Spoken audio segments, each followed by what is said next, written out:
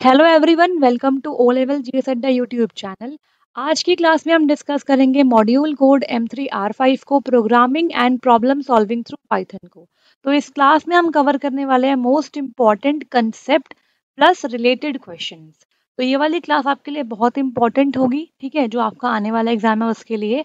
और इसमें मैंने हिंदी प्लस इंग्लिश दोनों मीडियम में कंसेप्ट को रखा है, ठीक है। एक चीज़ और, जो आपका ये वाला मॉड्यूल है इसके लिए मैं आपको कंसेप्ट वाली वीडियोस, जो मोस्ट इंपॉर्टेंट कंसेप्ट है वो प्रोवाइड करती रहूंगी। बिकॉज इस वाले मॉड्यूल में ना क्या चीज़ होती है कि आप इसे याद नहीं कर सकते, आपको समझना ही पड़ेगा। क्योंकि एग्जाम में आपको ऐसे क्वेश्चन देखने को मिलेंगे जहाँ पे आपको, अगर आपने समझा होगा, आप तभी उसे अटेम्प्ट कर पाओगे, ठीक है। बाकी 3 मॉड्यूल तो आप याद करके भी कर सकते हो। और एक पॉइंट और है कि जो आपका आईओटी है उसकी अब नेक्स्ट क्लास होगी, और उस क्लास में हम करेंगे मोस्ट इंपॉर्टेंट क्वेश्चंस आईओटी के। आईओटी की मैं थ्योरी क्लासेस नहीं दूंगी, बिकॉज 10 days 10 टॉपिक सीरीज नाम से आपको एक प्लेलिस्ट मिलेगी। उसके अंदर मैंने सारे इंपॉर्टेंट टॉपिक्स करवा रखे हैं आईओटी की। आई थिंक वो सफिशेंट होगा आपके लिए। आप उन सारी क्लास को देखना, और उसके बाद क्वेश्चंस जो अब लगाएंगे हम अगली क्लास से उसे अटेम्प्ट करना। आपको कोई दिक्कत नहीं आने वाली, ठीक है। अगर मैं दोबारा से आईओटी कराऊंगी तो बस टाइम वेस्ट होगा, बिकॉज एक ही चीज को कितनी बार पढ़ोगे, है ना। तो बेटर ये है कि हम क्वेश्चन करें, एक्सपेक्टेड गेस्ट पेपर लेके आऊंगे आईओटी के लिए, और आप जो भी कंसेप्ट वाली चीजें हैं वहां से क्लियर कर लीजिएगा। तो स्टार्ट करेंगे आज की क्लास को। और आज हम पढ़ेंगे important concept of Python programming language plus उसके रिगार्डिंग कुछ क्वेश्चंस। तो स्टार्ट करते हैं आज की क्लास को। तो यहाँ पे क्वेश्चन है जो मैंने लास्ट क्लास में डिस्कस किया था आपके साथ। फैक्टोरियल फाइंड करना है किसी नंबर का, उसके लिए आपको एल्गोरिथम और फ्लो चार्ट बनाना है। तो उस क्वेश्चन को मैं यहाँ पे पहले डिस्कस करूंगी और उसके बाद हम कंसेप्ट स्टार्ट करेंगे, ठीक है। तो यहाँ पे क्वेश्चन ये था कि आपको फैक्टोरियल निकालना है एक नंबर का। एक चीज और, जो लास्ट वीडियो में, पाइथन वाली वीडियो में जो क्वेश्चन थे ना, उन सारे क्वेश्चंस के आंसर मैं उसी वीडियो के नीचे पिन कर दूंगी, ताकि आपको कोई दिक्कत ना आए आंसर ढूंढने में, ठीक है। और ये वाला क्वेश्चन मैं डिस्कस कर रही हूँ यहाँ पे, आपको ये समझा रही हूँ किस तरीके से फ्लो चार्ट बनाना है आपको, कैसे लॉजिक बनेगा। और कुछ चीजें आपको याद करनी पड़ेगी, जैसे कि फैक्टोरियल कैसे निकालते हैं, उसका लॉजिक आपको आना चाहिए। अगर लॉजिक नहीं आता तो आप कभी भी फ्लो चार्ट या एल्गोरिथम नहीं बना पाओगे। तो आपके सिलेबस में जो जो क्वेश्चंस दिए हुए हैं ना एल्गोरिथम एंड फ्लो चार्ट के लिए, आपको स्पेशली वो क्वेश्चंस तो अच्छे से करके जाने ही जाने हैं। जो हमारे ई नोट्स है उसमें सारे क्वेश्चन मैंने लिख कर रखा करवा रखे हैं, प्लस उनकी एक्सप्लेनेशन भी है। फ्लो चार्ट कैसे बनना है वो बताया हुआ है, एल्गोरिथम कैसे लिखनी है वो भी बताया हुआ है, ठीक है। इस वीडियो में एक एग्जांपल के तौर पे मैं आपको बता रही हूँ कि फैक्टोरियल कैसे निकालना है किसी भी नंबर का, ठीक है। तो देखो यहाँ पे क्या है, जस्ट अ मिनट। यहाँ हमें निकालनी है पहले एल्गोरिथम। तो स्टेप 1 क्या होता है, स्टार्ट, ठीक है, पता है सबको। स्टेप 1 क्या होता है, स्टार्ट होता है किसी भी एल्गोरिथम के लिए। अब यहाँ पे पहले हम रीड करेंगे उस नंबर को जिसका फैक्टोरियल हमें निकालना है। तो रीड द नंबर n। इसके बाद स्टेप 3 क्या है, इनिशियलाइज। हमने 2 वेरिएबल्स को इनिशियलाइज कर दिया है, ठीक है। एक i इज इक्वल टू 1, एक फैक्ट इज इक्वल टू 1, ठीक है। मैंने 2 वेरिएबल ले लिए हैं जिनका इस्तेमाल मैं करूंगी फैक्टोरियल निकालने के लिए, और दोनों की वैल्यू मैंने 1 बाय डिफॉल्ट ले ली है। इसके बाद स्टेप 4 क्या है, repeat step 4 through 6 until i is equal to n। जब तक i is equal to n ना हो जाए, जब तक आप स्टेप 4 से स्टेप 6 तक रिपीट करते रहेंगे। स्टेप 5 क्या है, fact is equal to fact into i, ठीक है। स्टेप 6 क्या है, i is equal to i+1। Step 7 print fact and step 8 stop. तो इस तरीके से स्टेप बाय स्टेप आपको एल्गोरिथम लिखनी है किसी भी क्वेश्चन के लिए, ठीक है। अब यहाँ पे इसी एल्गोरिथम के कॉरस्पॉन्डिंग एक फ्लो चार्ट है, ठीक है। जो हमने एल्गोरिथम में लिखा है ना, अगर आपको एल्गोरिथम लिखने आ गई, उसके बाद तो आप उसे सिंबल्स का इस्तेमाल करके फ्लो चार्ट में आराम से कन्वर्ट कर पाओगे। तो देखो यहाँ पे स्टार्ट करने के लिए हम यूज करते हैं किसका, इस ओवल का, ठीक है। इसे क्या बोलते हैं, टर्मिनल बोलते हैं, ठीक है। स्टार्ट किया आपने इसे, फिर रीड किया आपने इसको, रीड करा आपने इस सिंबल से। उसके बाद जो ऑपरेशन परफॉर्म होंगे वो आपके होंगे इस वाले में, i is equal to 1, fact is equal to 1। इसके बाद यहाँ पे होता है डिसीजन, डायमंड में क्या होता है, डिसीजन होता है। Is i less than n, check करेंगे यहाँ पे यस या नो। मैं अभी आपको बताऊंगी एग्जाम्पल से कैसे करना है, कैसे आंसर आएगा, ठीक है। तो यहाँ पे अगर i की वैल्यू n से कम हो गई तो यस, अगर है कम तो yes, i is equal to i+1 कर देंगे। अगर नहीं है कम तो नो हो जाएगा और प्रिंट कर देंगे फैक्टोरियल की वैल्यू, ठीक है। अगर आई की वैल्यू आपने इंक्रीमेंट करी है उसके बाद नीचे आ जाओगे, fact is equal to fact into i, और फिर से ये लूप रिपीट होगा जब तक आपका आई छोटा है एन से, और एंड में क्या करना है आपको, रिपीट करने के बाद स्टॉप कर देना है, ठीक है। तो यहाँ पे मैंने आपको बता दिया किस तरीके से हमने एल्गोरिथम को सिंबल्स का यूज करके फ्लो चार्ट में कन्वर्ट कर लिया। अब एक एग्जांपल लेते हैं और देखते हैं किस तरीके से फैक्टोरियल निकाला जाता है। तो यहाँ पे देखो मैंने लिख के बताया आपको फैक्टोरियल किसी नंबर का कैसे निकालते हैं। अगर मान लो, एक मिनट, अगर मान लो आपको n कोई नंबर है उसका निकालना है फैक्टोरियल, तो उसे रिप्रेजेंट करेंगे n factorial is equal to n into n minus one into n minus two up till कहाँ तक, वन तक। जैसे कि देखो 4 फैक्टोरियल है तो 4 into three into two into one, ठीक है। उस नंबर को लिखेंगे मल्टीप्लाई, एक नंबर कम करते जाएंगे जब तक वन ना आ जाए, तो यहाँ पे आएगा 24, 24, ठीक है। अब यहाँ पे मैंने वही लॉजिक लिखा है दोबारा से आपको समझाने के लिए किस तरीके से आंसर आने वाला है। तो देखो यहाँ पे ना एग्जाम्पल के लिए मैं n की वैल्यू मान लेती हूँ 3। मुझे मान लो 3 फैक्टोरियल निकालना है, ठीक है। मुझे ये निकालना है 3 फैक्टोरियल। तो देखते हैं किस तरीके से लॉजिक काम करता है, कैसे आंसर आने वाला है। तो यहाँ पे मैंने i की वैल्यू और फैक्ट की वैल्यू पहले से ही 1 कर रखी है। अब देखो यहाँ पे if i is less than n, मतलब आपका जो आपका 1 है, मतलब i क्या है, 1 इज लेस देन 3 है क्या ये, यस है। ये कंडीशन अगर ट्रू हो जाएगी तो आप नीचे आओगे i is equal to i plus one कर दोगे, ठीक है। तो यहाँ पे आपने i की वैल्यू क्या कर दी, 2 कर दी। नेक्स्ट आपने क्या करना है, fact is equal to fact into i. तो fact is equal to fact into i का मतलब क्या है कि fact is equal to fact की प्रीवियस वैल्यू क्या थी, 1 थी, तो 1 मल्टीप्लाई करना है आपको किससे, ये मल्टीप्लाई है, मल्टीप्लाई आई से करना है। तो आई की वैल्यू 2 हो चुकी है ना अब, तो इससे मल्टीप्लाई करेंगे। अब यहाँ पे आंसर आ गया 2। अब यहाँ पे चेक करेंगे क्या आई की वैल्यू एन के इक्वल हो गई है, नहीं हुई है। अभी क्या है, आई की वैल्यू 2 है, एन क्या है, 3 है। तो वापस से हम लूप स्टार्ट करेंगे, वापस से ऊपर जाएंगे ना, फिर क्या होगा, फिर से कंडीशन चेक होगी आपकी। यहाँ पे अब क्या होगा, अब चेक करेंगे 2, 2 इज लेस देन 3 है क्या, बिल्कुल है, ठीक बात है। आई की वैल्यू 1 से बढ़ा देंगे, आई की वैल्यू 1 से 2 से क्या हो जाएगी, अब 3 हो जाएगी, ठीक है। अब फिर से हम फैक्ट निकालेंगे, fact is equal to fact into i. तो अब फैक्ट की वैल्यू क्या है, प्रीवियस वैल्यू 2 है, 1 नहीं है। अब वैल्यू अपडेट हो चुकी है, तो यहाँ पे 2 हो गई आई फैक्ट की वैल्यू। मल्टीप्लाई करेंगे हम आई की वैल्यू से, आई की वैल्यू क्या है, 3 है, तो 2 इंटू थ्री क्या हो गया, 6 हो गया।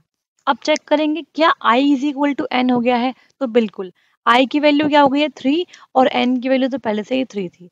तो यहाँ पे देखो 3 इज इक्वल टू 3 हो गया है। इट मीन्स क्या हो गया कि आपको यहाँ पे स्टॉप करना है और जो फैक्ट की वैल्यू है ना अभी आपके पास, उसको आपको प्रिंट कर देना है। तो फैक्ट की वैल्यू क्या है, 6, तो 6 आपका प्रिंट हो जाएगा, आउटपुट है ये आपका, ठीक है, ये आपका रिजल्ट है। This is final result. अब चेक करते हैं मैनुअली क्या 3 फैक्टोरियल 6 ही आता है क्या, चेक करते हैं। देखो यहाँ पे तो 3 इंटू क्या करेंगे, 2 इंटू करेंगे 1, तो चेक करने पे भी आंसर क्या आ गया, 6 आ गया। इट मीन्स हमारा लॉजिक बिल्कुल ठीक है। तो इस लॉजिक का इस्तेमाल हमने किया है, ये लॉजिक आपको याद करना पड़ेगा, समझना पड़ेगा, ठीक है। तो इसी लॉजिक का इस्तेमाल करके हमने एल्गोरिथम बनाई, और अब एल्गोरिथम से हमने फ्लो चार्ट बनाया। आपको ध्यान रखना है किस तरीके से आपको अपनी एरोस को मूव करना है, मतलब जो प्रोग्राम का फ्लो है वो कहाँ से कहाँ जा रहा है, ठीक है। जैसे ही हमने देखा कि i is less than n नहीं है, मतलब हमने यहाँ पे जब चेक किया कि i is less than n नहीं है तो फैक्ट को प्रिंट करना था ना, तो यहाँ वही हुआ है। जैसे ही हमने देखा i is less than n no, तो प्रिंट कर दो फैक्ट को, अदरवाइज आप वापस वापस घूमते रहोगे जब तक ये कंडीशन फॉल्स ना हो जाए, ठीक है। तो इस तरीके से काम करता है हमारा वो लॉजिक। आई होप सो आपको समझ में आएगा किस तरीके से आपको एग्जाम में बनाना है फैक्टोरियल के लिए या किसी भी क्वेश्चन के लिए एल्गोरिथम या फ्लो चार्ट, ठीक है। एल्गोरिथम और फ्लो चार्ट आप जब बनाएंगे जब आपको क्वेश्चन में पता हो कैसे लॉजिक लगाना है। अगर नहीं आता लॉजिक लगाना तो उस क्वेश्चन को आप छोड़ देना, ठीक है। तो आगे बढ़ेंगे और इसके बाद हम करने वाले हैं अब कंसेप्ट की बात।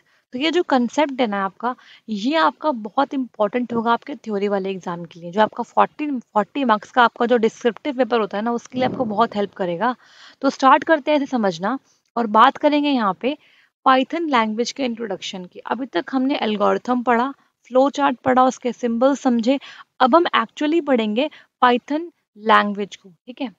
तो देखो यहाँ पे क्या है, Python was developed by Guido van Rossum. ये आपको पता है, मैंने आपको क्वेश्चंस वाली वीडियो में बताया भी था कि गिडो वेन रॉसम ने इन अर्ली 1990s में बनाया था किसी पाइथन को, and it's latest version is 3.7.1। ठीक है, और इसे हम क्या बोलते हैं, पाइथन 3 बोलते हैं इस वर्जन को। ठीक है, तो ये मैंने शॉर्ट में कुछ पॉइंट्स यहाँ पे ऐड कर दिए हैं, हालांकि हम इन पॉइंट्स को डिस्कस कर चुके हैं पहले ही क्वेश्चन वाली क्लास में। ठीक है, पाइथन 3.0 जो वर्जन है आपका, वो आया था आपका 2008 में। ये एक इम्पॉर्टेंट क्वेश्चन है। ठीक है, कई बार एग्जाम में पूछा हुआ है पाइथन 3.0 के बारे में कि ये कब रिलीज हुआ था, तो 2008 में से रिलीज किया गया था, एंड इज इंटरप्रेटेड लैंग्वेज। ये भी एक इम्पॉर्टेंट पॉइंट है कि पाइथन आपकी कंपाइल्ड लैंग्वेज नहीं है, ये आपकी है इंटरप्रेटेड लैंग्वेज।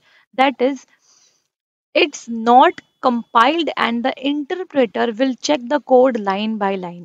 इंटरप्रेटर का मतलब क्या होता है कि वो आपके कोड को लाइन बाय लाइन चेक करेगा, अगर उसे किसी भी लाइन में एरर मिलती है तो वहीं पे वो स्टॉप हो जाएगा, पहले आप उस एरर को हटाएंगे, उसी के बाद वो आगे एग्जीक्यूट होगा। ठीक है, अब बात करेंगे यहाँ पे पाइथन इंटरप्रेटर के बारे में। ठीक है, तो before we start Python programming we need to have an interpreter to interpret and run our programs. जब भी हम प्रोग्राम लिखेंगे पाइथन लैंग्वेज में, तो उसको चेक करने के लिए कौन होगा, आपका इंटरप्रेटर, कि आपका कोड ठीक है या फिर नहीं है, कोई सिंटेक्स एरर तो नहीं है, चेक करने के लिए कौन होता है, इंटरप्रेटर। ठीक है, तो यहाँ पे अलग अलग प्लेटफॉर्म के लिए अलग अलग इंटरप्रेटर है। विंडोज के लिए अलग है, लाइनक्स के लिए अलग है, मैक ओएस के लिए अलग है। ठीक है, तो देखो यहाँ पे क्या है, विंडोज के लिए there are many interpreters available freely to run Python script like IDLE. ठीक है, तो आइडल आपका एक क्या है, फ्रीली अवेलेबल इंटरप्रेटर है। इसकी फुल फॉर्म देख लो क्या है, ये इंपॉर्टेंट है। ठीक है, इसकी फुल फॉर्म अच्छे से याद कर लेना, बहुत इंपॉर्टेंट फुल फॉर्म है इसकी। इसकी फुल फॉर्म होती है इंटीग्रेटेड डेवलपमेंट एनवायरनमेंट। ये आपका विंडोज के लिए एक इंटरप्रेटर है। ठीक है, नेक्स्ट इज लाइनक्स के लिए Python comes pre-installed with the popular Linux distros such as Ubuntu and Fedora। तो Ubuntu और Fedora जैसे Linux फ्लेवर के साथ आपका जो Python है वो प्री इंस्टॉल्ड आता है। अगर चेक करना है आपको, तो आप Linux में क्या करोगे, टर्मिनल पे जाओगे और लिखोगे सिर्फ क्या, पाइथन। पाइथन लिखोगे आप टर्मिनल पे, तो आपके सामने उसका जो वर्जन है वो प्रिंट होके आ जाएगा। ठीक है, कि क्या उसका वर्जन नंबर है। Next is Mac OS. Generally, Python 2.7 comes bundled with the Mac OS। ठीक है, तो Mac OS में Python 2.7 साथ में आती है। ठीक है, तो थोड़ा सा हमने आइडिया ले लिया क्या होते हैं हमारे इंटरप्रेटर। एक बार और देखते हैं इन्हें थोड़ा सा डीप में। देखो यहाँ पे हिंदी में सारा कंटेंट अवेलेबल है, तो जिन भी बच्चों को हिंदी में समझना होता है वो यहाँ से समझ सकते हैं। सारे पॉइंट्स आपको इजीली यहाँ से क्लियर हो जाएंगे। ठीक है, आगे बढ़ेंगे और यहाँ पे देखो, if you are on Windows OS in the start menu type IDLE. अगर आप विंडोज का इस्तेमाल कर रहे हो तो इस तरीके से आपको आइडल दिखाई देने वाला है। ठीक है, अगर आपने आइडल को इंस्टॉल किया हुआ है अपने सिस्टम के अंदर, आपको काम करना है, आपको कोई प्रोग्राम लिखना है, तो इस तरीके से आपको दिखाई देगा आइडल का इंटरफेस। ठीक है, तो मैंने यहाँ पे स्क्रीनशॉट डाल दिया है ताकि आपको एक अंडरस्टैंडिंग हो जाए किस तरीके से दिखता है ये। ठीक है, तो इस तरीके से आपको दिखाई देगा। आगे बढ़ेंगे, यहाँ पे देखो, अगर आपके सिस्टम में लिनक्स है या फिर यूनिक्स है, तो आपका जो सिस्टम है उसके अंदर पाइथन ऑलरेडी इंस्टॉल होके आती है। आपको सिर्फ पाइथन 3 या पाइथन आपको डालना है टर्मिनल पे चेक करने के लिए। ठीक है, और अगर आपको स्टार्ट करना है अपना टर्मिनल पाइथन 3 का, तो आप पाइथन 3 डाल दो और आपके सामने इस तरीके से विंडो ओपन होके आ जाएंगी। ठीक है, तो यहाँ पे एक इम्पॉर्टेंट पॉइंट है, जो ये मोस्ट इम्पॉर्टेंट स्टार मार्क कर रही हूँ इस चीज़ को, मैंने यहाँ पे ऐड किया है। ये बहुत से पेपर्स में पूछा भी गया है कि the arrow arrow arrow, 3 arrow है ये। ठीक है, represents the Python shell and it's ready to take Python commands and code. आप देख पा रहे हो यहाँ पे आपके सामने ये 3 एरो आ रही है। ठीक है, एक बार यहाँ देख लो, देखो यहाँ पे आपके पास 3 एरो आ रहे हैं। इसका मतलब क्या है, इसका मतलब पूछते एग्जाम में बहुत बार, तो इसका मतलब है ये रिप्रेजेंट करती है पाइथन के शेल को। ठीक है, क्या रिप्रेजेंट करती है, ये पाइथन के शेल को। इसका मतलब है कि जो आपका पाइथन इंटरप्रेटर है वो रेडी है, आप यहाँ पे पाइथन कमांड्स या फिर कोड डाल सकते हो। ठीक है, it represents the Python shell and it's ready to take the Python commands and code. यहाँ पे हिंदी में भी गिवन है। ठीक है, यहाँ पे कई जगह पाइथन को इस तरीके से लिख दिया गया है, तो उसे आप इग्नोर करना, क्योंकि जब भी हम हिंदी में कन्वर्ट करते हैं तो कुछ चीज़ें हिंदी की गलत हो जाती है, तो उसे आप थोड़ा समझ लेना, ठीक है। तो आगे बढ़ेंगे, अब बात करेंगे यहाँ पे पाइथन वेरिएबल्स के बारे में। ये बहुत इंपॉर्टेंट है, यहाँ से आपको एमसीक्यू में देखने को मिलेंगे और डिस्क्रिप्टिव पेपर तो मिलेगा ही मिलेगा, ठीक है। तो देखते हैं यहाँ पे क्या है, पाइथन वेरिएबल्स क्या होते हैं। देखो, वेरिएबल बेसिकली होता क्या है। Variable is a name which is used to refer the memory location। अगर आपको मेमोरी लोकेशन में कोई जगह चाहिए किसी वैल्यू को स्टोर करवाने के लिए, तो वहां पे आप उस पर्टिकुलर लोकेशन को क्या बोलते हो, वेरिएबल बोलते हो। एक वेरिएबल ले लेते हैं, उसको एक नाम दे देते हैं, और बेसिकली वो एक मेमोरी में लोकेशन को रिप्रेजेंट कर रहा होता है। Variable also known as identifiers and used to hold a value, ठीक है। वेरिएबल्स को हम आइडेंटिफायर्स कहते हैं, और वो एक वैल्यू को होल्ड करने के लिए, एक वैल्यू को स्टोर करने के लिए यूज किया जाता है। In Python we don't need to specify the type of the variables because Python is a type infer language and smart enough to get variable type। ये बात हम डिस्कस कर चुके हैं पहले एमसीक्यूज में कि पाइथन ना आपकी एक टाइप इन्फर लैंग्वेज है। मतलब यहाँ पे आपको ये बताने की ज़रूरत नहीं है कि आप कौन से टाइप का वेरिएबल बनाना चाहते हो, ठीक है। अगर आपको बनाना है इंटीजर टाइप का या फिर स्ट्रिंग टाइप का, तो आपको ये चीज़ मेंशन करने की ज़रूरत नहीं है। जो भी वैल्यू आप उसके अंदर स्टोर करवाओगे उसी टाइप का आपका वेरिएबल बन जाता है, ठीक है। Variables names can be a group of both letters and digits. तो वेरिएबल का नाम आपका डिजिट और लेटर के कॉम्बिनेशन से मिलके भी बन सकता है, but they have to begin with a letter और अंडरस्कोर। ये बात याद रखना कि वेरिएबल का जो नाम है उसके अंदर डिजिट्स भी आ सकते हैं और लेटर भी आ सकते हैं, लेकिन आप किसी भी वेरिएबल का जो नाम है ना, वो स्टार्ट कर सकते हो या तो अंडरस्कोर से या तो लेटर से। अंडरस्कोर बीच में भी आ सकता है किसी नाम के, लेकिन जो आपका वेरिएबल नेम है ना, वो स्टार्ट होगा या तो लेटर से या तो अंडरस्कोर से, ठीक है। डिजिट से आप स्टार्ट नहीं कर सकते हो। It is recommended to use lower case letters for variable name, ठीक है। ऐसा रिकमेंडेशन होता है कि आप क्या करो, लोअर केस लेटर्स का यूज करो वेरिएबल नेम को जब आप बनाते हो तब। अब यहाँ देखो क्या है, Vivek and Vivek both are two different variables. यहाँ पे जो विवेक का वी है ये कैपिटल है, और यहाँ पे वी क्या है, स्मॉल है। तो यहाँ पे दोनों वेरिएबल नेम अलग अलग माने जाएंगे, ठीक है। और पाइथन क्या है, आपकी केस सेंसिटिव लैंग्वेज है, ठीक है। यहाँ लिख देती हूँ, पाइथन आपकी केस सेंसिटिव लैंग्वेज है। और एचटीएमएल कौन सी लैंग्वेज होती है, केस सेंसिटिव या फिर केस इनसेंसिटिव? जिसको पता है वो बताया कमेंट बॉक्स में, ठीक है। केस सेंसिटिव लैंग्वेज है आपकी कौन सी, पाइथन लैंग्वेज, ठीक है। आगे बढ़ेंगे, यहाँ पे हिंदी में सारे कंटेंट अवेलेबल है, ठीक है। आप पढ़ लीजिएगा, आपको समझ में आ जाएगा। आगे बढ़ेंगे, यहाँ पे आपके लिए इंफॉर्मेशन अवेलेबल है। Paid video courses available for module code M3R5, Python programming language and module code M4R5, internet of things IoT, और सभी चारों मॉड्यूल्स के लिए ई नोट्स अवेलेबल है। और यहाँ पे अगर आपको ये सब चाहिए तो आप इस नंबर पे बात कर सकते हैं और अपने नोट्स या अपने वीडियो कोर्स को ले सकते हैं, ठीक है। नेक्स्ट, अब बात करेंगे आइडेंटिफायर की नेमिंग, या फिर वेरिएबल्स की जो नेमिंग होती है ना, उन्हें आप कैसे, किस तरीके से रूल्स होते हैं, कैसे रूल्स को यूज करके हम उन्हें नेम प्रोवाइड करते हैं, ठीक है। तो variables are the example of identifiers. देखो, आइडेंटिफायर सिर्फ वेरिएबल ही नहीं होते, और भी चीजें होती है। जैसे कि मान लो कीवर्ड का नाम है, ठीक है। जो आपके प्री डिफाइंड वेरिएबल्स होते हैं उनके जो नाम होते हैं, ठीक है, क्लास का नाम होता है, वो सब आपके आइडेंटिफायर्स में आते हैं। तो an identifier is use to identify the literal used in the program, ठीक है। तो बेसिकली इसको नाम दिया है आइडेंटिफायर। ये बताता है जो भी लिटरल्स, जो भी करेक्टर्स, ठीक है, आप यूज करने वाले हो अपने प्रोग्राम में, उनको आइडेंटिफाई करने के लिए हम इन्हें नाम देते हैं आइडेंटिफायर। अब यहाँ पे कुछ रूल है, बहुत इंपॉर्टेंट है ये। The rules to name an identifier are given below. तो यहाँ पे कुछ रूल्स हैं जिनका इस्तेमाल करके हम आइडेंटिफायर को नेम प्रोवाइड करेंगे। तो फर्स्ट क्या है, देखो, the first character of the variable must be an alphabet और अंडरस्कोर। वेरिएबल का फर्स्ट करेक्टर या तो अंडरस्कोर होगा या तो अल्फाबेट होगा, इसके अलावा कुछ और नहीं होना चाहिए, ठीक है। याद रखना इस चीज को, फर्स्ट करेक्टर, ठीक है। All the characters except the first character may be an alphabet of lower case a to z, upper case a to z, underscore और डिजिट्स। तो याद रखो वेरिएबल के नेम में आप यूज कर सकते हो lower case A to Z को, upper case A to Z को, अंडरस्कोर को या फिर डिजिट 0 to 9 को। Identifier name must not contain any white space और स्पेशल करेक्टर, ठीक है। आइडेंटिफायर के नाम में वाइट स्पेस नहीं आना चाहिए और स्पेशल करेक्टर नहीं आना चाहिए, ठीक है। जैसे कि आपका @, ठीक है, exclamatory mark, hash, dollar, percentage, star, ये सब जो आपके स्पेशल करेक्टर होते हैं ये नहीं आएंगे, सिर्फ और सिर्फ अंडरस्कोर ही अलाउड है। और वाइट स्पेस मतलब दो नाम के बीच में आप स्पेस नहीं देंगे।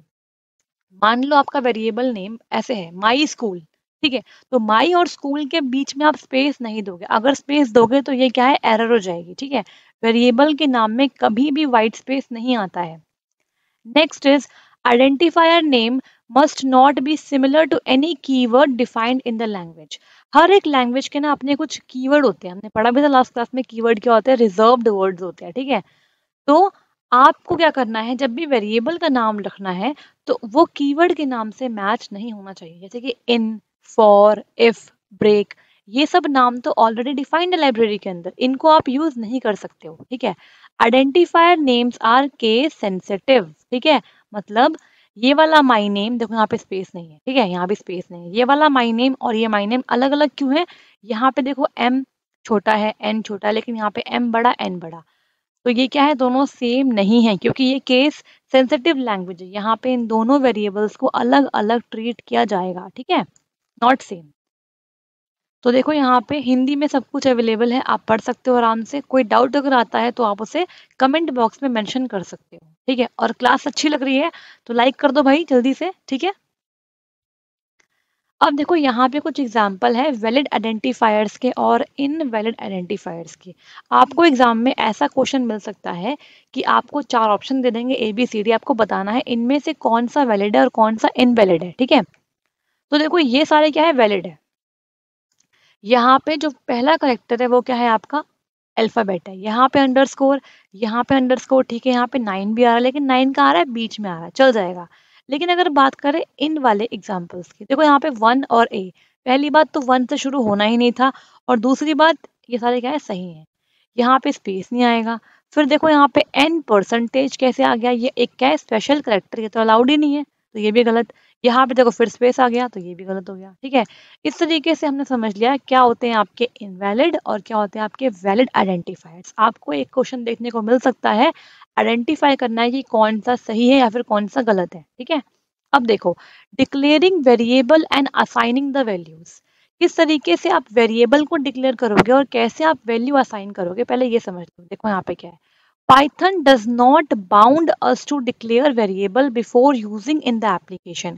ये ज़रूरी नहीं है कि जब आपको मान लो प्रोग्राम बनाना है तो आप पहले सारे वेरिएबल्स डिक्लेयर करो उसके बाद उन्हें यूज़ करो, ऐसा बिल्कुल नहीं है। जब भी आपको किसी भी पॉइंट में प्रोग्राम में लगता है कि मुझे वेरिएबल की ज़रूरत है, आप सिंपली वेरिएबल बना सकते हो, ठीक है। यहाँ पे पहले से वेरिएबल डिक्लेयर करने की ज़रूरत नहीं है, जैसे कि सी में होती है, ठीक है। सी लैंग्वेज में ऐसा होता है कि आपको सारे वेरिएबल्स पहले से ही बताने पड़ते हैं, उसी के बाद आप उसे यूज़ कर सकते हो। It allows us to create variable at required time, मतलब जब आपको ज़रूरत है किसी वेरिएबल को बनाने की तभी आप उस वेरिएबल को बना सकते हो। कोई भी ऐसा हार्ड एंड फास्ट रूल नहीं है कि पहले सबको बना लो उसके बाद यूज़ करो, ऐसा बिल्कुल नहीं है, ठीक है। नेक्स्ट यहाँ पे देखो क्या है, we don't need to declare explicitly variable in Python, ठीक है। यहाँ पे आपको वेरिएबल का टाइप वगैरह बताने की ज़रूरत नहीं है। When we assign any value to the variable, that variable is automatically declared, ठीक है। यहाँ पे आपको पहले से एक्सप्लिसिटली खुद से वेरिएबल्स को डिक्लेयर करने की जरूरत नहीं होती। जब जिस पॉइंट पे आपने वेरिएबल लिखा उसके अंदर वैल्यू डाली वो अपने आप पे डिक्लेयर भी हो गया और वो डिफाइन भी हो गया, ठीक है। The equal operator is used to assign the value to the variable। तो वेरिएबल में इक्वल टू ऑपरेटर का इस्तेमाल करके आप क्या कर सकते हो, वैल्यू डाल सकते हो। एग्जाम्पल देखते हैं यहाँ पे, मान लो कि हमें माई नेम से मैंने बनाया एक वेरिएबल और इसके अंदर मैंने नाम डाल दिया सुमित।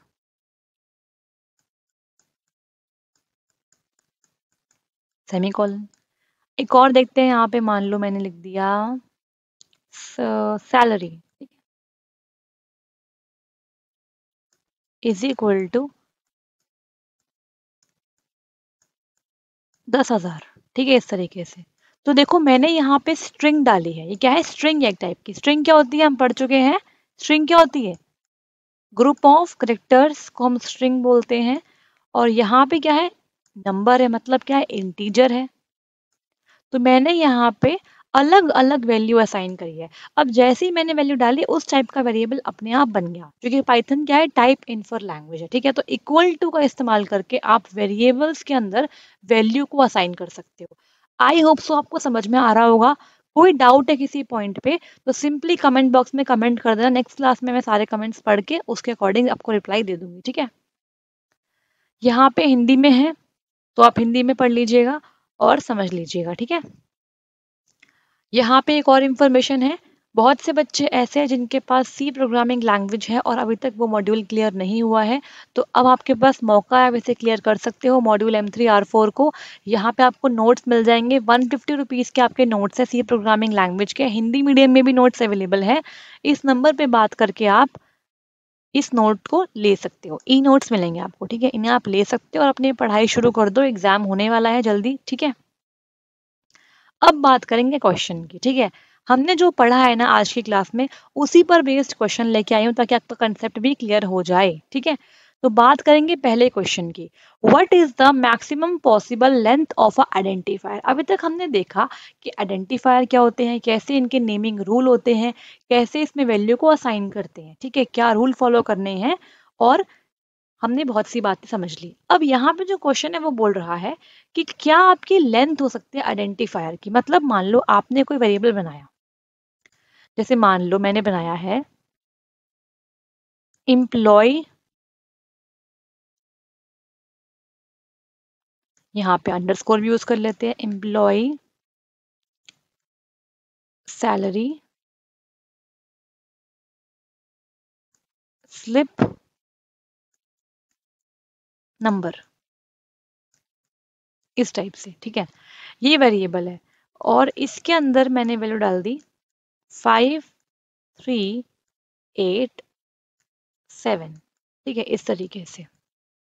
तो यहाँ पे आपसे पूछ रहा है कि जो ये आपने वेरिएबल या आइडेंटिफायर बनाया है, इसकी लेंथ कितनी हो सकती है, मैक्सिमम कितने करेक्टर इसके अंदर आ सकते हैं। ठीक है, यहाँ पे हिंदी में भी क्वेश्चन अवेलेबल है, एक पहचानकर्ता की अधिकतम संभव लंबाई क्या होगी। ठीक है, तो यहाँ पे ऑप्शन 1 है आपका 16, ऑप्शन 2 है आपका 32, ऑप्शन 3 64 या फिर ऑप्शन डी 4, मतलब नन ऑफ दीज।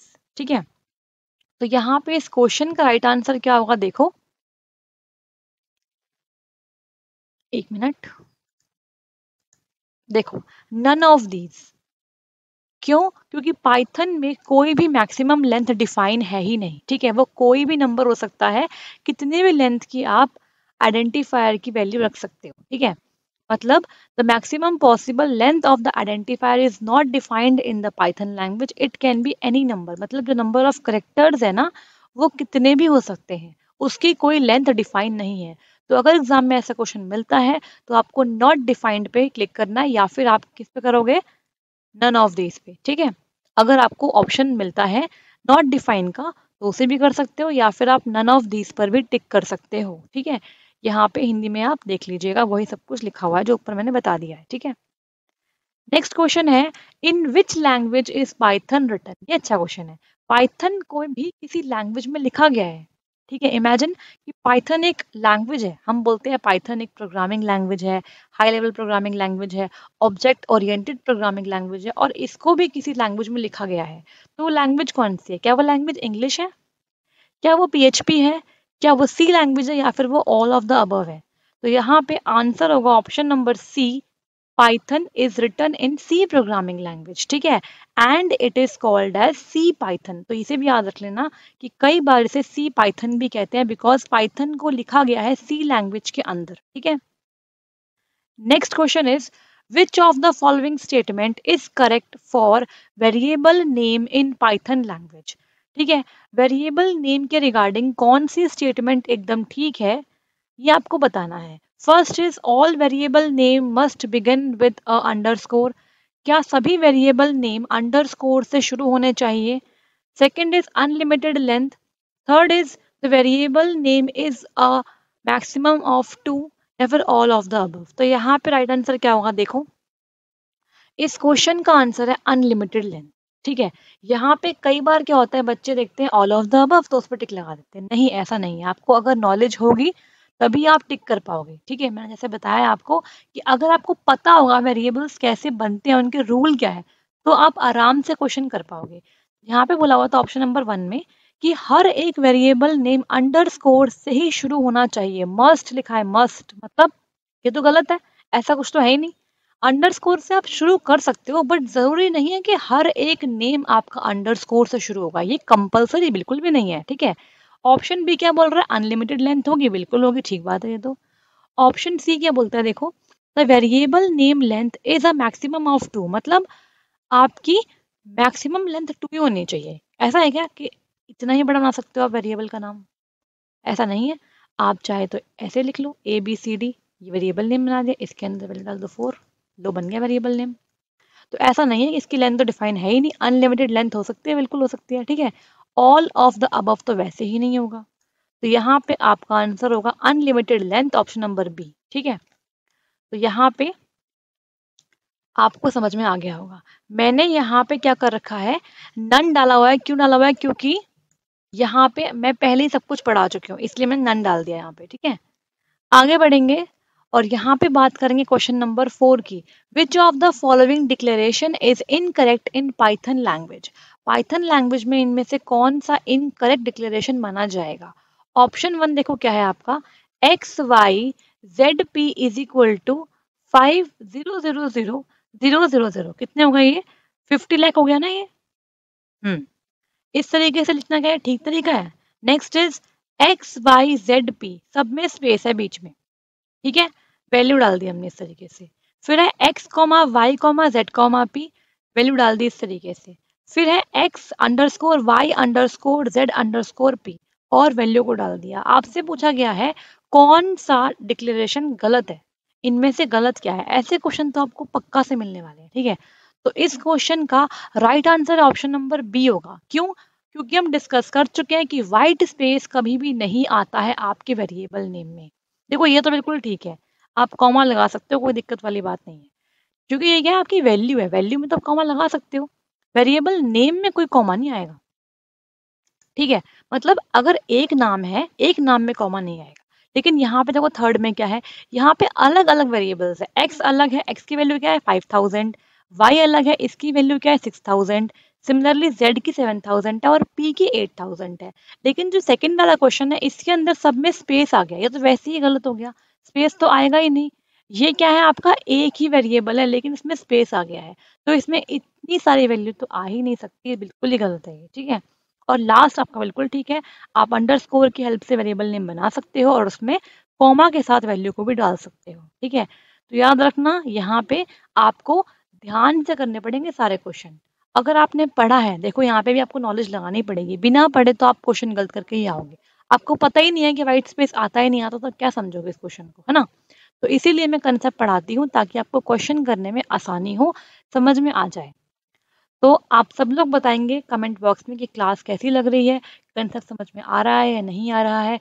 और अगर आप चाहते हो और भी ऐसी क्लासेस आए तो हमें क्या करना है, आपको मोटिवेट करना है। कैसे करोगे? लाइक करोगे, शेयर करोगे और अपने सारे दोस्तों को बताओगे कि यहाँ पे आके अपनी पढ़ाई करो और मॉड्यूल जल्दी से क्लियर करके सर्टिफिकेट ले लो O लेवल का। ठीक है, तो अगर क्लास अच्छी लगी लाइक कर दीजिएगा, सब्सक्राइब कर दीजिएगा और शेयर कर दो अपने सारे दोस्तों के साथ।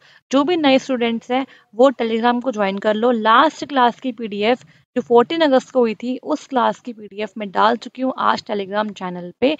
इस क्लास की पीडीएफ कल तक आपको मिल जाएगी। ठीक है जी, और कोई डाउट है, कोई क्वेश्चन समझ नहीं आया है, कमेंट बॉक्स में कमेंट कर दीजिएगा, वहाँ पे आपको रिप्लाई दे दूंगी।